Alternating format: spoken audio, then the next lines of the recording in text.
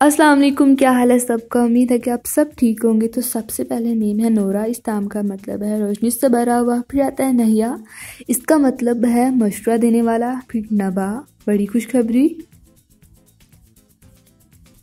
निसा, निसा नाम का मतलब औरत है। नमल, बहुत खूबसूरत नाम है, इसका मतलब है तोहफा खुदा। नहिया, इसका मतलब है प्यार करने वाली।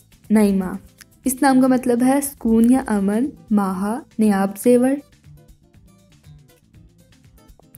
महर, इस नाम का मतलब है एहसान। माहिरा, इसका मतलब है हुनरमंद, माहिर। कशमैला, फूलों की माला या कड़ा। अनाया, फिक्रमंद। हुदा, सही राह की तरफ रहनुमाई। हाजरा, हिजरत करना। जीमल, इस नाम का मतलब है हिजाब।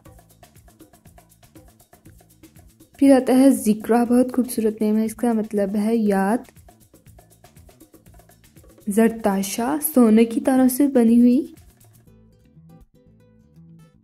एंड देन रुबाइशा, इस नाम का मतलब है नाजुक। अरशीन, आसमानों की शहजादी। बख्त, इस नाम का मतलब है किस्मत। और लास्ट नेम है आयदा, इसका मतलब है लौटना। सो गाइस, वीडियो अच्छी लगी है तो प्लीज़ चैनल को सब्सक्राइब कर दें।